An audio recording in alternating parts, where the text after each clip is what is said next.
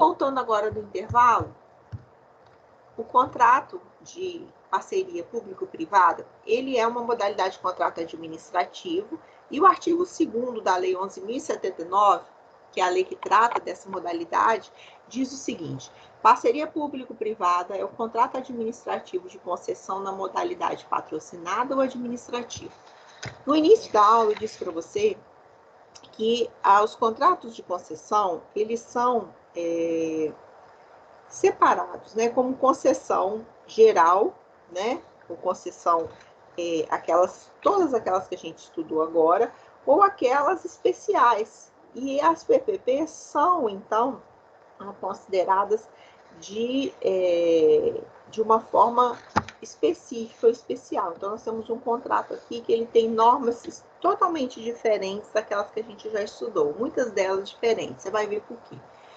Concessão patrocinada é a concessão do serviço público ou de obras públicas de que trata a Lei 8987, quando envolver adicionalmente a tarifa cobrada dos usuários contra a prestação pecuniária do parceiro público ao parceiro privado.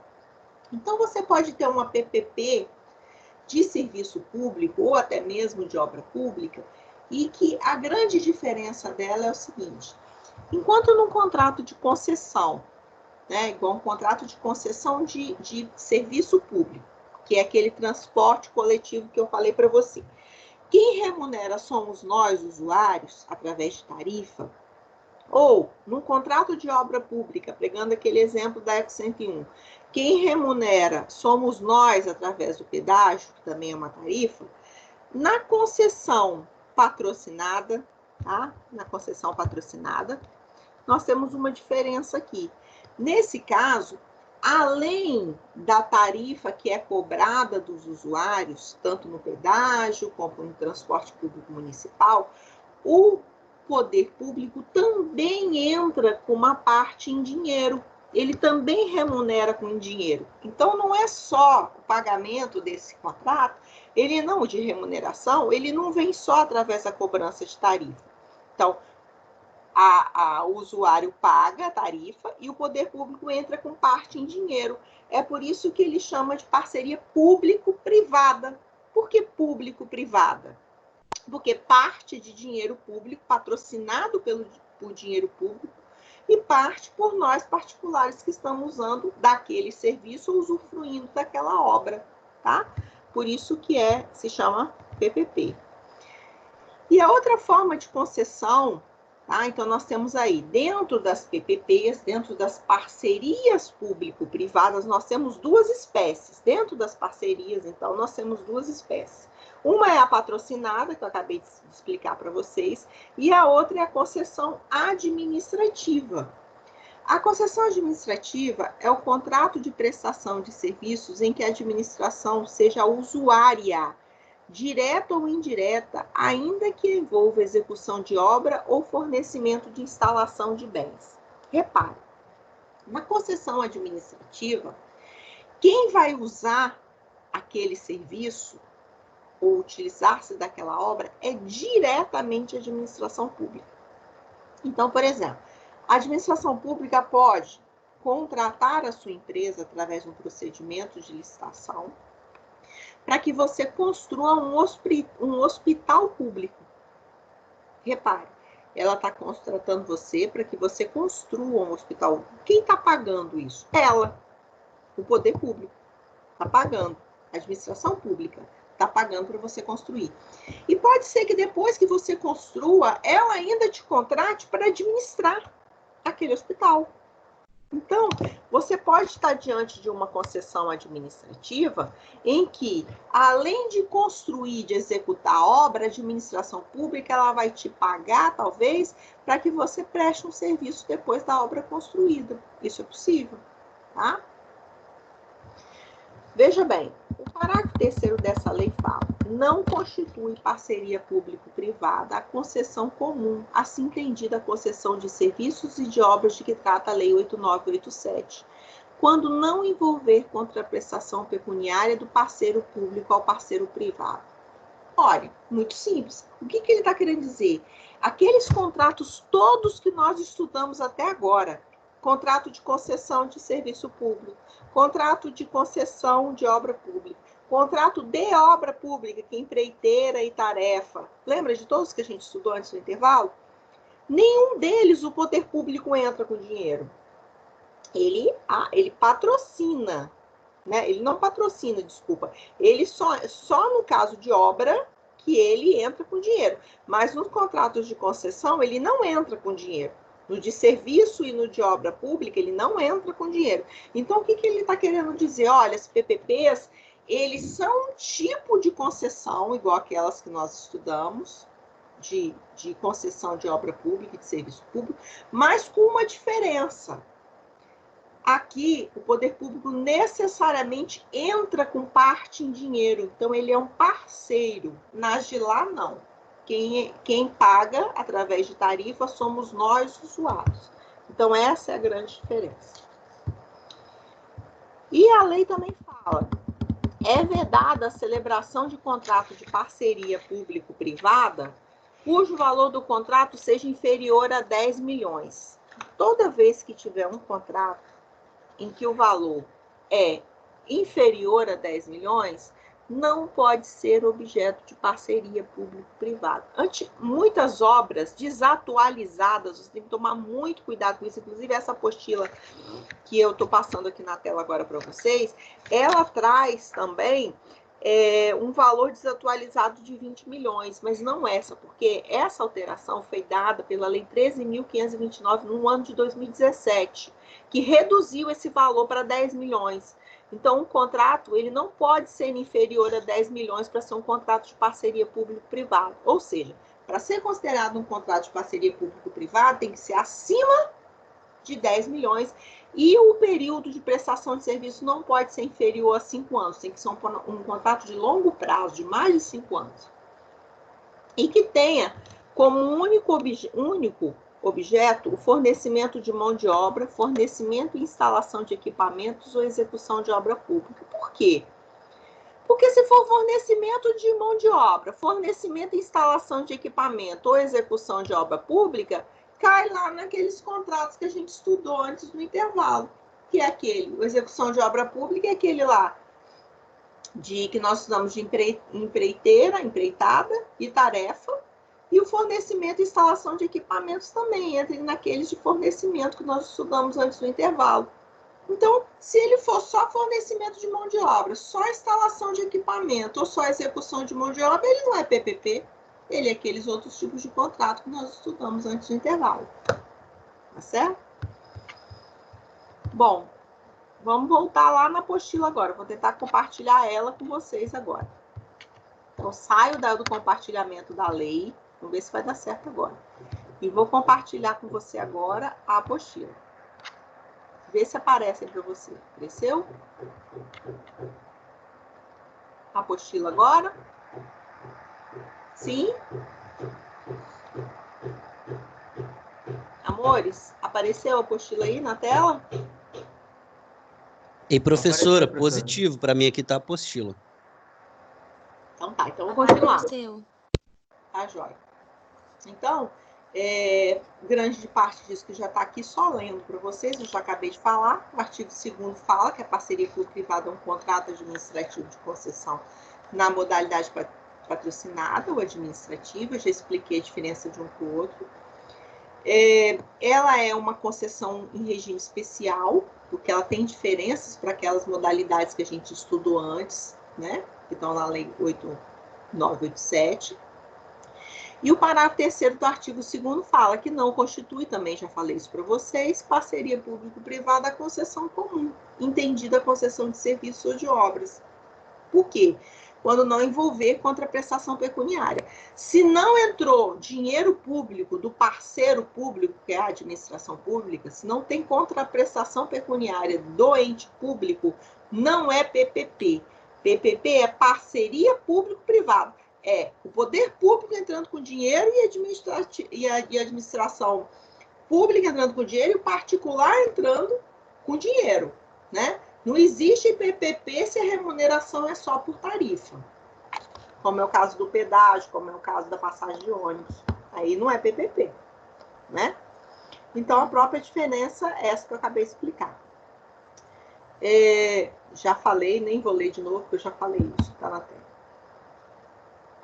Bom, a concessão administrativa também já expliquei para vocês, né, que é o contrato de prestação que a administração seja usuária direta ou indireta, ainda que envolva execução de obra, fornecimento e instalação de bens. Como eu disse, a administração pública, então, pode contratar, né, a sua empresa para que você construa, tá certo? Um hospital, e depois que o hospital é construído, a empresa que foi contratada, administre este hospital. E aí vai entrar dinheiro público e vai entrar dinheiro de nós também, que vamos ser particulares, que vamos estar ali pagando por esse serviço, de certa forma, né? Ainda que através da tributação, né? Bom, deixa eu ver o que tem de importante aqui. Nessa apostila, como eu disse, ela está desatualizada. O contrato ele não pode ser inferior a uma PPP a 10 milhões e não pode ser com menos de 5 anos. Então, tem que ser contratos superiores a 10 milhões de reais e com prazo superior a 5 anos. Também já falei isso. A concessão patrocinada, né? Então, as características aí da diferença da concessão patrocinada para administrativa, vamos só recapitulando. A Maria Silvia diz: conceitua a concessão patrocinada como um contrato administrativo pelo qual a administração ou parceiro público delega a outrem, a um concessionário ou um parceiro privado, a execução de um serviço público, precedido ou não de obra pública, que é o que eu falei, às vezes não é necessário uma obra antes, né, mas pode ser, o serviço pode ser diretamente prestado, em seu nome, mediante tarifa paga pelo usuário, acrescida da pronta prestação pecuniária paga pelo parceiro público ao parceiro privado. Então, aí você tem a junção do pagamento de tarifa pelo usuário, mais uma parte em dinheiro pago pelo poder público, parceiro público. Podemos destacar, entre tantas outras, as principais diferenças, então, da concessão de serviço público com a concessão patrocinada. Primeira diferença, como a gente já viu, a forma de remuneração. A segunda é a possibilidade de aplicação de penalidades à administração pública em caso de inadimplemento. Olha que coisa interessante. A administração pública ela pode ser penalizada na PPP. Por quê? Porque nas outras ela não entra, ela não tem obrigação de entrar com remuneração em dinheiro. Na patrocinada ela tem que entrar com dinheiro, a administração pública. Então, se ela não entra com dinheiro, olha que interessante, a administração pública pode ser penalizada. É a primeira vez que você vê um contrato, desde a aula passada que eu estou falando com você, em que é possível uma penalização para a administração pública. E aqui é muito claro. Essa penalização ela é possível porque a administração tem que cumprir a parte dela, tem que entrar com dinheiro, com a remuneração, porque não é todo por tarifa, né? A repartição dos riscos entre os parceiros. Lógico, se ela também está entrando com dinheiro, ela também está assumindo o risco do negócio. Então, existe uma repartição de risco entre os parceiros, né? Diferente lá naquele caso da concessão de serviço lá de transporte coletivo, em que o risco, né? Quem assume por sua conta e risco sozinho o serviço é a concessionária. A possibilidade de serem prestadas pela administração pública garantia de cumprimento de suas obrigações. Olha que interessante, a primeira vez que você vê também a administração pública ter que prestar garantia. Das outras vezes que a gente estudou lá as características principais dos contratos administrativos, a administração pública ela cobrava a garantia do seu contratado. Aqui não, ó. Pode haver a possibilidade da administração pública ter que oferecer garantia para cumprir suas obrigações. Olha que interessante. E a contraprestação nem sempre é paga de forma direta pelo poder público, tendo em vista que a lei permite que esse pagamento seja feito indiretamente. Como própria construção da obra, né? Às vezes essa contraprestação dela não tem que ser feita diretamente em dinheiro, ela pode contribuir mesmo, né, construindo parte da obra, ou ingressando com material, mais. Ademais, conforme artigo 6º dessa lei, Essa contraprestação pode ser feita mediante ordem bancária, cessão de créditos não tributários, outorga de direito em face à administração pública, outorga de direitos sobre bens públicos dominiais e outros meios admitidos em lei. Então, por exemplo, pode ser que a parceria que a administração pública tem, né, e a parte que ela tem que entrar não seja necessariamente através de dinheiro, ela pode ceder créditos tributários que ela tem, não tributários que ela tem, pode ceder direitos que ela tem, ou bens públicos dominicais, que são aqueles bens que a gente estudou que não estão afetados, que estão disponíveis, né? Então, pode ser que a administração pública entre em vez de com uma remuneração em dinheiro, mas com bem público dominical que não está afetado, né? Por cessão de crédito, de linha de carta de crédito que ela tem, ordem bancária, tudo isso ela pode se utilizar, não necessariamente dinheiro vivo, tá? E a concessão administrativa, que é aquela que eu também já expliquei para vocês, o contrato se destina a atender de forma direta ou indireta a própria administração. É aquele exemplo que eu disse do hospital, né?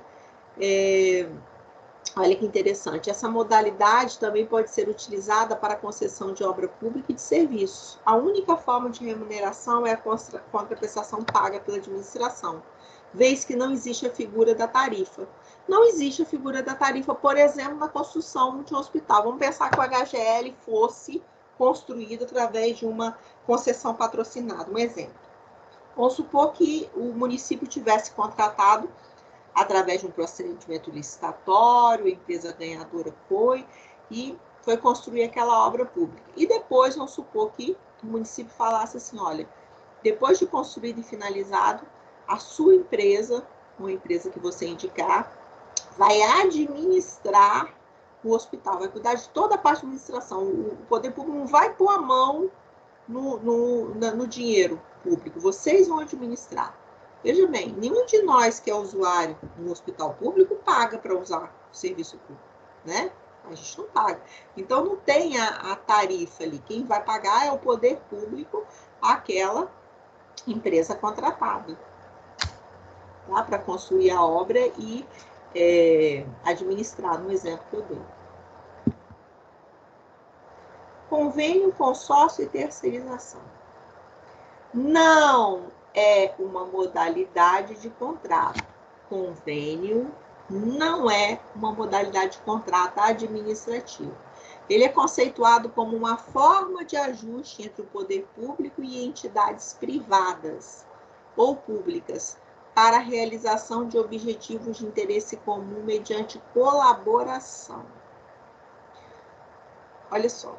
Para Marçal Justen Filho, não existe intento de cunho lucrativo, sendo diferente dos contratos administrativos, uma vez que é um ajuste associativo de cunho organizacional, no qual as partes não recebem remuneração por sua atuação, e todos os recursos são aplicados a atividades de relevância coletiva, e que podem ser entregados por um número superior de partes, né? É uma associação visando um resultado comum com mútua colaboração, tendo de um lado a administração e dos dois ou dois ou mais sujeitos, podendo ser entidades públicas e privadas. Eu vou te dar um exemplo de direito tributário de convênio, tá? Você não vai esquecer. Os convênios firmados entre a União e os municípios para fiscalização e arrecadação do ITR. Repare, a administração pública, a Constituição Federal diz claramente lá na parte que fala da repartição de receitas tributárias, que o ITR, que é o Imposto Territorial Rural, né, que é aquele imposto que incide sobre a propriedade rural, então todos aqueles que são proprietários de imóvel rural que não estão abaixo do módulo, né, ele não é considerado pequena propriedade, eles pagam ITR, tá? 50% do ITR já é, por força constitucional, pertencente ao município onde está localizada a propriedade rural. Isso já está na Constituição. Não tem que se questionar. Então, a União, 50% da arrecadação do ITR já vai para o município onde está situada aquela propriedade rural. Ponto. Mas olha só, a própria Constituição diz que a União poderá firmar convênios com os municípios para fiscalizar e arrecadar o ITR. Então, olha só, se a União firmar um convênio com o município de Linhares e disser assim, município de Linhares, se você fiscalizar e cobrar o ITR, os outros 50% também é seu. Ou seja, 100% da arrecadação do ITR passa a ser do município. Repare, por força constitucional. Isso é um convênio. Isso é um convênio firmado entre a União, que é um ente público, e o município, que é outro ente público. Mas poderia ser um convênio firmado entre uma empresa privada, por exemplo, um bem comum, uma atividade de transporte, por exemplo, coletivo, algo nesse sentido. Então, o convênio, ele não é um contrato administrativo que tem preenchimento de cláusulas exorbitantes, que se vise lucro, nada disso. O que se visa, por exemplo, então, e para onde que vai esse dinheiro que o município vai receber do ITR, Giovana? Mas vai ser feita a repartição de receitas pelo município de acordo com as despesas dele.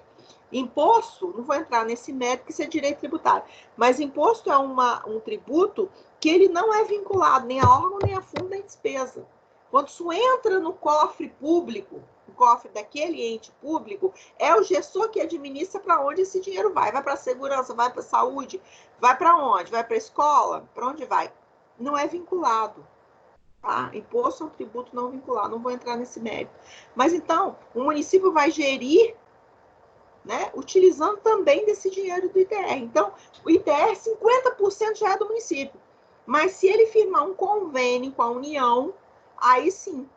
Aí, nesse caso, ele passa para fiscalizar e arrecadar o ITR. Ele passa a ter 100% da receita do Imposto Territorial Rural. Isso é um exemplo de convênio. Tá? Consórcio público. Segundo Marçal... por falar nisso, por falar em segundo Marçal Justen Filho, antes que eu me esqueça, eu já falei, mas vou falar de novo. Eu tenho um material, eu tenho um livro do Marçal em PDF. Se vocês me mandarem um e-mail, que eu não tenho como adicionar ele no portal, porque ele é muito pesado. Mas se você me mandar um e-mail, eu te mando o livro do Marçal em PDF, que é um livro muito bom de direito administrativo. Tá? Me lembra aí, se quiser mandar um e-mail, Giovana, por favor, mandar o livro do Marçal em PDF pra gente, que eu respondo para vocês, tá bom? Vai ter que me lembrar. Bom, segundo Marçal Justen Filho, o consórcio público decorre de um acordo de vontades. Repara, de novo, ele não fala que é um contrato administrativo. Ele torna a falar acordo de vontades associativo, similar ao convênio, mas dotado de características específicas. Primeiramente, é necessário diferenciar consórcio público do contrato de consórcio público, uma vez que o primeiro consórcio é um sujeito de direito, ou seja, ele tem personalidade jurídica, dotado de personalidade, que pode ser de direito público ou de direito privado. Enquanto o segundo, o contrato de consórcio, é o documento mesmo que é assinado, é o acordo de vontade que é assinado, é a materialização daquele acordo, daquele ajuste, que é firmado entre os entes federativos que acabam por originar o consórcio público. Se o nome é consórcio público, tá?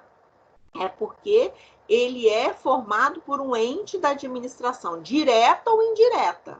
E a gente já viu que entes da administração indireta, eles podem ser de regime jurídico de direito privado ou direito público. A gente viu lá que as autarquias e as empresas públicas são entes, né, da administração indiretas, cujo regime jurídico é de direito público. E a gente viu que as fundações, as sociedades de economia mista, lembra lá que a gente conversou? Então, essas são pessoas jurídicas de direito privado. Desculpa, empresa pública também. Pessoa jurídica de direito... Não.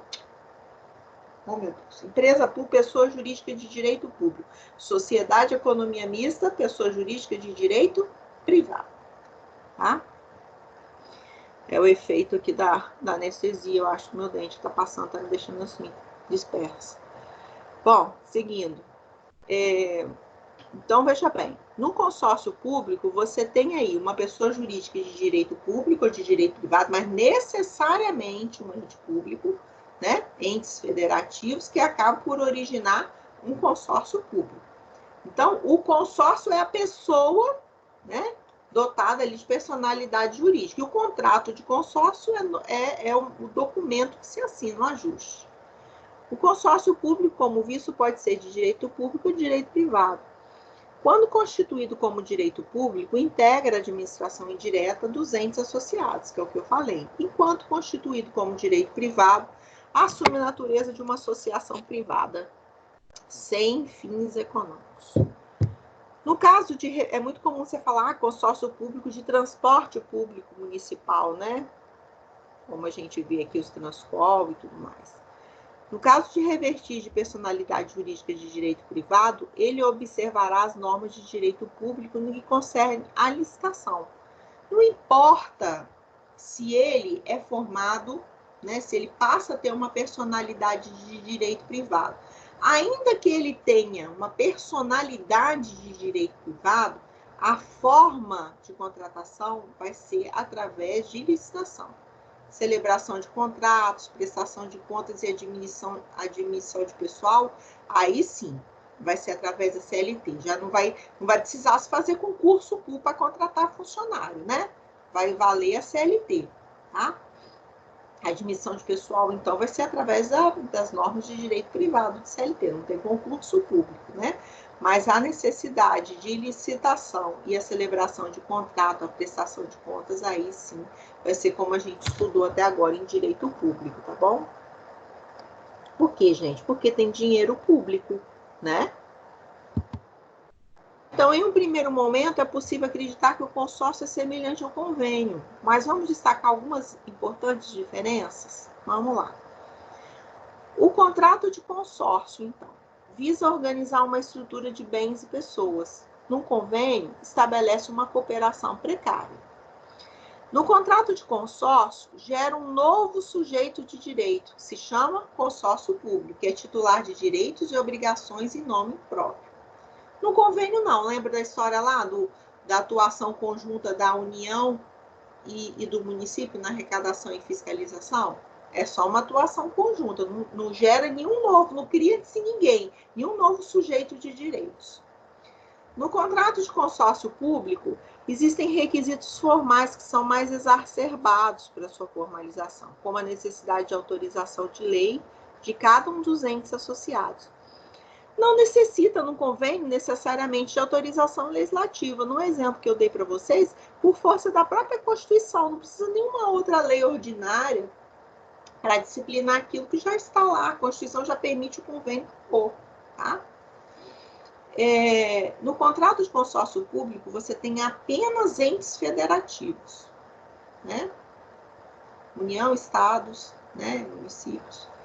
No convênio, não. Você tem entidades públicas ou privadas, tendo sempre a administração como associada. No convênio, uma das partes sempre vai ser administração pública, mas do outro lado você pode ter uma entidade pública ou privada no convênio. No consórcio, não. Sempre vai ter a junção de entes federativos. Apesar de semelhanças entre consórcio e convênio, o primeiro é entre entidades da mesma natureza. Então, os consórcios, você tem entidades da mesma natureza, como, por exemplo, 2 ou mais municípios, 2 ou mais estados, enquanto no segundo, que é no convênio, né, você pode ter uma entidade pública e outra diferente, que é o exemplo que eu te dei, de um lado um convênio firmado entre a União e o município, é diferente. No consórcio, não, você vai ter entidades da mesma natureza, 2 municípios ou 2 estados, tá? E a terceirização? A terceirização não é uma nova modalidade de contrato administrativo, vez que se trata de contratação que pode assumir várias formas. Para o direito do trabalho, a terceirização é a contratação pelo tomador de serviço de trabalho de terceiros para desempenho de atividade meio. Às vezes, a administração pública, ela precisa, para desempenhar uma atividade ou uma construção de uma obra, ela precisa de terceirizar parte do serviço, tá? Como uma atividade meio. Então, quando eu dei o exemplo na aula passada, que eu virei para você e falei assim, você vai lembrar agora na aula passada, eu disse assim, ó, uma das características dos contratos administrativos é que eles são intuito persona e o personalíssimo. Eu falo, você vai lembrar da aula passada, mas na verdade só quem estava comigo era o Sidney, né? Então, Sidney, você vai lembrar da aula passada. Quando eu disse assim, no contrato, as características do contrato administrativo é que eles são intuito persona e o personalíssimo. Que diz o quê? Que a regra é que não pode haver subcontratação ou cessão do objeto do contrato, lembra? Mas, se a administração pública permitir, isso pode vir de forma expressa no contrato. E o exemplo que eu dei foi que numa construção de obra, é necessário, às vezes, se contratar uma empresa que só ela detinha capacidade técnica, ou só ela tinha esse maquinário, ou só ela era a única no Brasil ou no mundo que detém essa tecnologia. Aí terceiriza-se esse serviço só para a realização daquilo ali. E aí a obra continua sendo realizada por aquela empresa contratada que ganhou a licitação. Então, a terceirização é isso. É uma prestação aí de uma contratação de um serviço, né, para uma atividade meio. A Maria Silvia fala, o conceito é o mesmo para a administração pública, que com muita frequência celebra contratos de empreitada e de fornecimento, tratando-se de execução indireta dispostas no artigo 6º, inciso 8, da Lei 8666.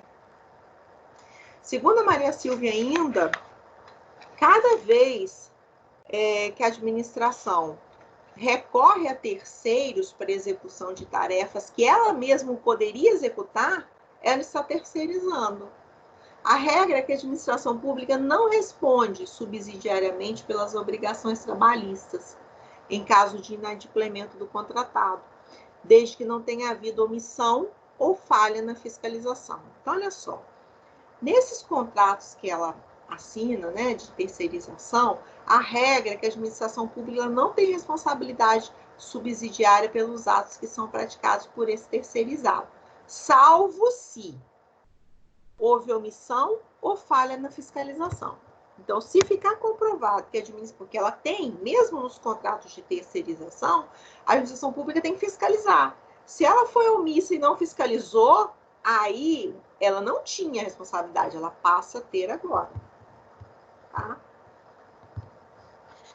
Além disso, a súmula 331 do TSE faz referência ainda à inexistência da pessoalidade de subordinação, o que diferencia, né, a terceirização lícita, que é a prestação do poder público, né, direta, né? Então, terceirização lícita, o poder público ele não teria responsabilidade porque ele contratou um terceiro para prestar uma atividade meio, né? Que a gente já viu que não gera ele um ônus, a não ser que ele não fiscalize ou se omita, né? Então, nesse caso, o TST fala que isso é diferente, né? A prestação, o poder público não pode contratar trabalhador por meio de empresa interposta. Então, o poder público ele não vai contratar um trabalhador por meio de uma empresa interposta. Então, nesse caso, ele teria aí uma penalidade. Mas se ele contratou a empresa para prestar o serviço, aí a responsabilidade pelo pessoal é da empresa. Porque ele não está contratando trabalhador, né, por meio de uma empresa. Ele não está burlando a exigência de concurso público. Né? Ele está contratando uma empresa terceirizada com os funcionários daquela empresa terceirizada. A autoridade que fizer essa contratação estará sujeita a responder civil, administrativa e criminalmente, sem falar, obviamente, na lei de improbidade administrativa, né? E finalizando, em casos de danos causados a terceiros pelos trabalhadores contratados de forma ilícita, o Estado responde de forma objetiva. Então, se houve uma contratação ilícita, aí muda tudo. É responsabilidade objetiva, independente desse funcionário ter sido contratado ilicitamente ou não, da fins de responsabilidade do Estado. Então, se ele contratou um terceiro para burlar um concurso público, aí a responsabilidade é objetiva. Tudo bem? Bom, gente, que eu tinha para falar para vocês de modalidades de contratos administrativos é isso. O tema é grande, mas nós também temos um plano de ensino muito extenso, né? Então, dentro do nosso plano de ensino, nós temos 2 aulas só para estudar contratos administrativos. A gente não pode gastar mais do que isso, porque nós ainda temos licitação, nós ainda temos uma série de assuntos para ver. Licitação também é imensa.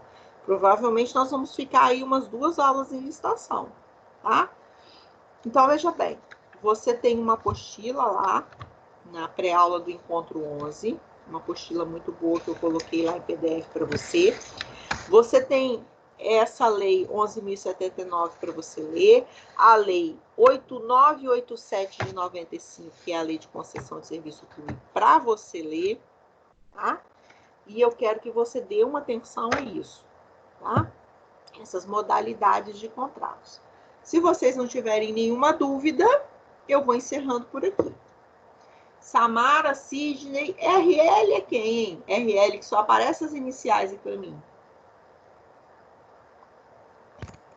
RL é nosso amigo Raul. Eu acho que é o Raul, né? Acredito que sim. Eu Professora, não sei, só... Pode falar. Ah, tá, não, só ia falar que aqui tá tranquilo, né? Compreendi tudo, só na hora da prova mesmo que a gente não consegue lembrar, mas tá tranquilo. Peraí, mas com essas leis aí, meu filho, não tem como, né? Ainda que a nossa prova fosse presencial, eu ia deixar vocês usarem a legislação seca, que vocês sabem que eu deixo, que eu acho que o operador do direito, ele utiliza isso, vive com o vadimeco na mão. No dia da prova, a gente pergunta. Ah, é, né? Agora não pode perguntar que as provas são online, tá vendo? A gente vai guardar, professora. A gente vai guardar essa pergunta. Professora, rapaz, você não vai acreditar.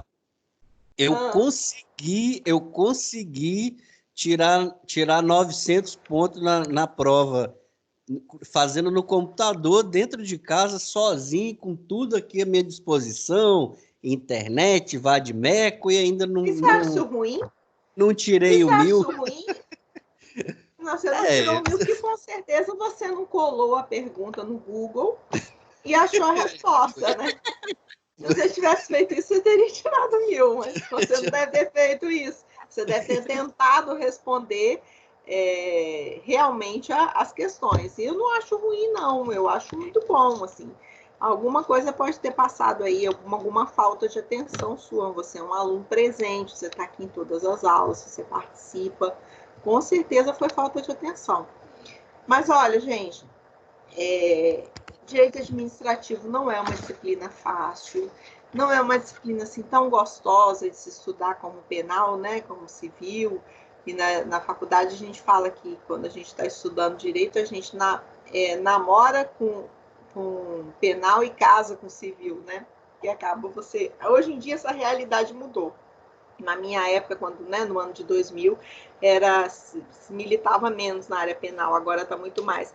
E administrativo, então, ninguém nem passava pela cabeça de advogar nessa área. Mas, olha, eu já dei tantos exemplos em sala de aula para vocês de ações que eu fui advogada, e que você tem que saber direito administrativo. Aquele caso dos bares, né, que estavam ali sendo multados por conta de estar trabalhando acima dos decibéis. O caso do cliente que te procura, que passou no concurso público em primeiro lugar e não foi chamado. Aquela servidora que sofreu uma lesão na coluna e quer readaptação. Então, veja bem, na faculdade ninguém te fala que essas coisas vão aparecer com tanta frequência para você. Então, veja bem, direito administrativo é muito importante. Todos esses exemplos que eu estou te dando aí são mais fáceis de aparecer do que você possa imaginar, tá? É uma multa uma multa, uma advertência, uma interdição de um estabelecimento comercial em Linhares que o dono vai te procurar desorientado. Você tem que ter conhecimento de direito administrativo. Não tem jeito. Um contrato que ele quer que você leia, né? Um contrato administrativo que ele quer, uma permuta que ele quer fazer de um terreno com a administração pública, um acordo que ele quer fechar lá no juizado da fazenda, na fazendinha. Você tem que descobrir, você tem que estar ligado, né? Então, assim, e não é à toa que eu sou professora de administrativo, tributário e constitucional. Então, por quê? Você acha que isso é uma coincidência? Não, isso não é uma coincidência. Administrativo, constitucional e tributário andam de mãozinha dada. Né? Quando eu expliquei poder de polícia para você, o Conselho de Polícia estava lá no CTN, que é no Código Tributário Nacional. Então, princípios constitucionais tributários é dentro da Constituição. O artigo 37 traz os princípios da administração pública. Então, essas 3 matérias, você tem que andar com elas afiada. Tem que estar todo mundo ali em unidade, em consonância. Por isso, quando eu estudo as 3. Tá? Então, eu quero que você, por favor, dê uma lida nessas leis que eu falei para você, na 11.079 e na lei de concessão 8987, de 95. E eu quero que você leia aquele material, por favor, que está lá na pré-aula do Encontro 11. Aquela apostila gigante. Eu botei até as páginas, que é para você não ter trabalho de ficar procurando o índice. Tá bom? Se vocês não tiverem mais nenhuma dúvida, eu vou finalizar a aula desejando uma boa noite, um bom descanso para vocês, uma boa e abençoada semana.